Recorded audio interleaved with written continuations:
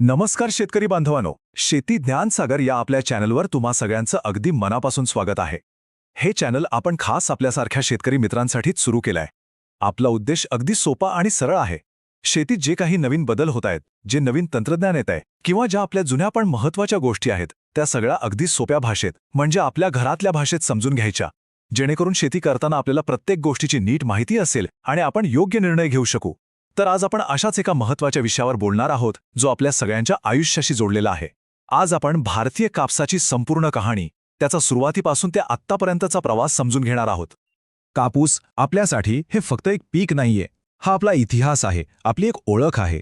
हजारो वर्षांपासून ह्याच कापसाला पांढरं सोनं म्हटलं गेलं आणि का नाही म्हणणार, ह्याच पांढऱ्या सोन्याने आपल्या भारताला जगभरात एक वेगळी ओळख मिळवून दिली. पण आज परिस्थिती काय आहे? एकेकाळी खरोखर सोनं असलेला हा कापूस आज अनेक शेतकऱ्यांसाठी एक मोठी जोखीम, एक मोठं संकट का वाटू लागला आहे? हा बदल नेमका कसा झाला, कुठून सुरू झाला आणि का झाला, हे समजून घेणं प्रत्येक कापूस उत्पादक शेतकऱ्यासाठी खूप जास्त गरजेचं आहे. कारण यातच आपल्या नफ्या-तोट्याचं सगळं गणित दडलेलं आहे. चला तर मग या कहाणीच्या अगदी सुरुवातीला जाऊया, म्हणजे आपल्या आजोबा-पणजोबांच्या काळात. तो एक असा काळ होता जेव्हा आपल्या शेतामध्ये फक्त आणि फक्त देशी कापूस डावलाने उभा असायचा. या काळाला आपण शेतकऱ्यांच्या स्वावलंबनाचा काळ म्हणू शकतो. आता स्वावलंबन म्हणजे काय? स्वावलंबन म्हणजे स्वतःच्या पायावर उभं राहणं, दुसऱ्या कोणावर अवलंबून नसणं. आणि तेव्हाच आपला शेतकरी खऱ्या अर्थाने स्वावलंबी होता.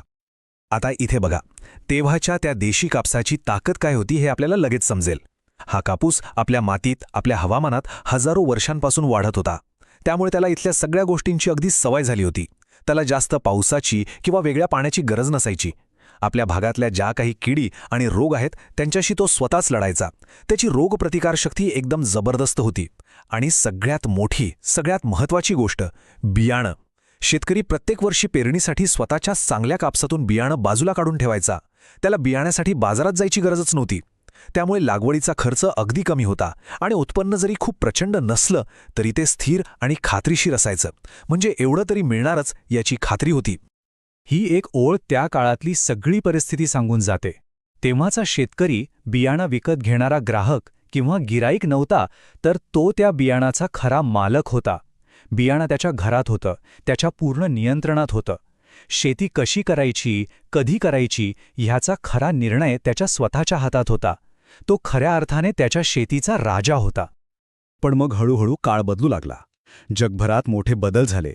औद्योगिक क्रांती झाली. म्हणजे काय तर मोठमोठे कारखाने, मोठमोठ्या गिरण्या सुरू झाल्या. आणि या बदलाचे वारे आपल्या कापूस शेतीपर्यंतही येऊन पोचले. कापसाच्या शेतीत एका नव्या पर्वाला, एका क्रांतीलाच सुरुवात झाली. आणि या बदलाने शेतकऱ्यांना खूप मोठ्या प्रगतीचं, खूप जास्त उत्पन्नाचं एक आश्वासन दिलं, एक मोठं स्वप्न दाखवलं. ही काळाची रेषा बघा. यातून आपल्याला बदलाचा वेग किती प्रचंड होता ते लक्षात येईल. हजारो वर्ष आपल्या शेतात फक्त देशी कापूस होता. मग 1800च्या दशकात कारखाने वाढले आणि त्यांना जास्त कापूस लागायला लागला.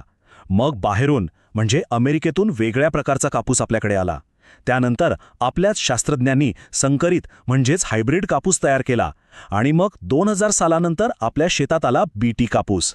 प्रत्येक टप्प्यावर कापसाचं बियाणं बदललं आणि त्याच्यासोबतच शेती करण्याची पद्धतही पूर्णपणे बदलून गेली. तर मग हे नवीन बियाणं इतकं का पसरलं? शेतकऱ्यांनी त्याला इतक्या पटकन का आपलंसं केलं? कारण त्यानं दिलेलं आश्वासनच खूप मोठं होतं. इथे बघा ना, जिथे देशी कापसाचं उत्पादन एकरी समजा 5 क्विंटल व्हायचं, तिथे नवीन बियाणं 10 ते 15 क्विंटल उत्पादन देईल असं सांगितलं गेलं. देशी कापसाचा धागा थोडा आखूड असायचा, पण या नवीन कापसाचा धागा एकदम लांब आणि मजबूत होता, जो मोठ्या गिरण्यांमध्ये मोठ्या मशीनवर चालवण्यासाठी एकदम परफेक्ट होता. त्यामुळे शेतकऱ्यांना वाटलं की जास्त उत्पादन म्हणजे जास्त पैसे आणि यातच आपलं भलंय. पण म्हणतात ना, प्रत्येक गोष्टीची एक किंमत मोजावी लागते. या प्रगतीची सुद्धा एक छुपी किंमत होती, जी तेव्हा लगेचच आपल्या लक्षात आली नाही. फरक बघा, जिथे देशी कापसासाठी बियाणं घरातच तयार व्हायचं, तिथे आता दरवर्षी कंपन्यांकडून महागडं बियाणं विकत घ्यावं लागायला लागलं. जिथे कमी पाण्यात आणि साध्या शेणखतावर शेती व्हायची, तिथे आता भरपूर पाणी आणि रासायनिक खतांचा भडीमार गरजेचा झाला.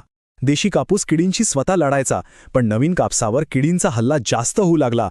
त्यामुळे महागड्या कीटकनाशकांच्या फवारण्यांवर फवारण्या वाढल्या. थोडक्यात सांगायचं तर शेतीतली गुंतवणूक म्हणजे पेरणी आधीचा खर्च खूप खूप जास्त वाढला. या सगळ्या बदलांमधला सगळ्यात मोठा टप्पा होता बीटी कापूस. आता बीटी कापूस हा शब्द आपण सगळ्यांनीच ऐकलाय, पण त्याचा सोपा अर्थ काय? तर बीटी कापूस म्हणजे एक जनुकीय सुधारित बियाणं. आता जनुकीय सुधारित म्हणजे काय? याचा अर्थ शास्त्रज्ञांनी प्रयोगशाळेत या बियाण्याच्या मूळ स्वभावातच एक छोटासा बदल केला. त्यांनी एक असा गुण या बियाण्यात टाकला ज्यामुळे कापसाचं झाड स्वतःच एक असं प्रोटीन तयार करतं जे फक्त आणि फक्त बोंड अळीसाठी विषारी असतं. त्यामुळे झालं काय की बोंड अळीने पानं किंवा बोंड खाल्लं की ती मरून जायची. हे तंत्रज्ञान खास करून बोंड अळीच्या त्रासातून सुटका मिळवण्यासाठी आणि फवारण्यांचा खर्च कमी करण्यासाठीच आणलं गेलं होतं. आणि इथूनच एका अशा चक्राला सुरुवात झाली ज्याला आपण जास्त खर्चाचा ट्रेडमिल म्हणू शकतो. आता ट्रेडमिल म्हणजे काय? ते व्यायामासाठी आपण मशीन वापरतो ना, ज्यावर आपण कितीही पळालो तरी असतो एकाच जागेवर. शेतकऱ्याचंही काहीसं तसंच झालं. तो जास्त उत्पन्न मिळवण्यासाठी धावतच राहिला, पण त्याचा निव्वळ नफा म्हणजे खर्च वजा जाता हातात उरणारे पैसे मात्र तिथेच राहिले किंवा उलट कमी झाले. हे वाक्य आजच्या परिस्थितीचं अगदी अचूक वर्णन करतंय. जास्त उत्पन्न मिळेल या आशेने शेतकऱ्याने बियाण्यांवरचा खर्च वाढवला, खतांवरचा खर्च वाढवला, महागड्या औषधांवरचा खर्च वाढवला. पण हा सगळा खर्च इतका वाढला की जे काही वाढीव उत्पन्न मिळालं ते या खर्चातच निघून गेलं.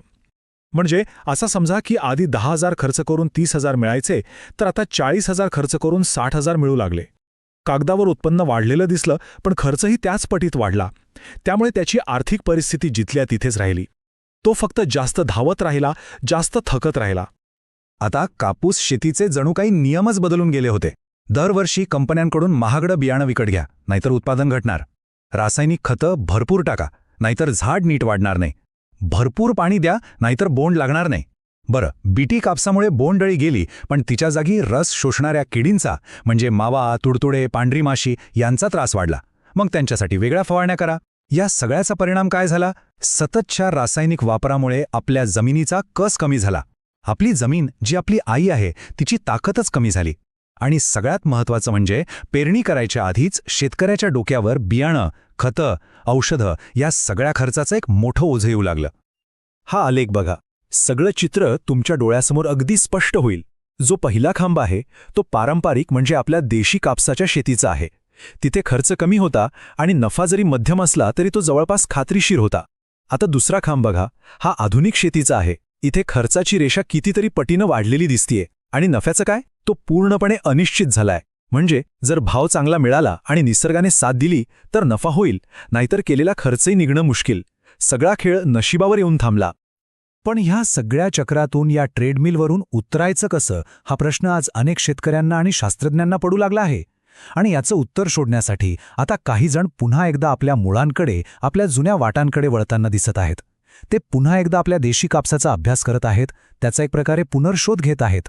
भविष्यातील शेतीसाठी उपाय ते आपल्या भूतकाळात शोधत आहेत. शेतकरी पुन्हा देशी कापसाचा विचार का करत आहेत याची कारणं खूप सोपी आणि महत्त्वाची आहेत. पहिलं आणि सगळ्यात महत्त्वाचं कारण म्हणजे खूप कमी खर्च. बियाणाचा खर्च तर पूर्ण वाचतो. रासायनिक खतं आणि महागड्या औषधांचा खर्चही वाचतो. दुसरं म्हणजे जमिनीचं आरोग्य सुधारतं. नैसर्गिक शेती केल्यामुळे आपल्या जमिनीचा कस वाढतो. तिसरं, हा कापूस हवामानाच्या लहरीपणाला म्हणजे कधी जास्त पाऊस तर कधी कमी पाऊस याला जास्त चांगल्या प्रकारे तोंड देतो. आणि चौथं कारण म्हणजे नफ्याचं गणित. जरी एकरी उत्पादन थोडं कमी मिळालं तरी खर्च खूप कमी झाल्यामुळे हातात उरणारा निव्वळ नफा जास्त असू शकतो. आणि हाच विचारांमधला खरा बदल आहे जो आता हळूहळू घडायला लागलाय. आत्तापर्यंत आपण यशस्वी शेतकरी कोणाला म्हणायचो? ज्याच्या शेतात एकरी जास्त पोती कापूस निघाला त्याला. पण आता ही व्याख्या बदलायला हवी आणि ती बदलत आहे. आता ध्येय फक्त जास्तीत जास्त उत्पादन घेणं नाही, तर कमीत कमी खर्चात जास्तीत जास्त नफा मिळवणं हे आहे. आणि सोबतच शाश्वतता जपणं हे आहे. शाश्वतता म्हणजे काय? तर अशी शेती जी आज आपल्याला नफा पण देईल आणि आपली जमीन आपल्या पुढच्या पिढीसाठी, आपल्या मुलानातवंडांसाठी सुद्धा चांगली आणि सुपीक ठेवेल. तर शेवटी हा एक प्रश्न मी तुमच्या सगळ्यांसाठी सोडून जात आहे. आपण शेतीतली प्रगती कशात मोजायला पाहिजे? फक्त एकरी उत्पादनाचा आकडा वाढला म्हणजे प्रगती झाली, की शेतकऱ्याचा खर्च कमी होऊन त्याच्या घरात 4 पैसे जास्त आले, त्याच्या डोक्यावरचं कर्ज कमी झालं आणि त्याची जमीन जिवंत राहिली, याला खरी प्रगती म्हणायचं? यावर आपण सगळ्यांनी मिळून विचार करण्याची गरज आहे. आशा आहे की आजच्या या माहितीतून तुम्हाला कापसाच्या शेतीकडे बघण्याचा एक नवीन दृष्टिकोन नक्कीच मिळाला असेल. जर ही माहिती तुम्हाला आवडली असेल, महत्त्वाची वाटली असेल, तर या व्हिडिओला एक लाईक नक्की करा. ही माहिती जास्तीत जास्त शेतकरी बांधवांपर्यंत पोहोचावी यासाठी शेअर करा. आणि हो, आपल्या शेतीज्ञान सागर चॅनलला सबस्क्राईब करायला विसरू नका, जेणेकरून असेच माहितीपूर्ण व्हिडिओ तुमच्यापर्यंत नियमितपणे पोहोचत राहतील.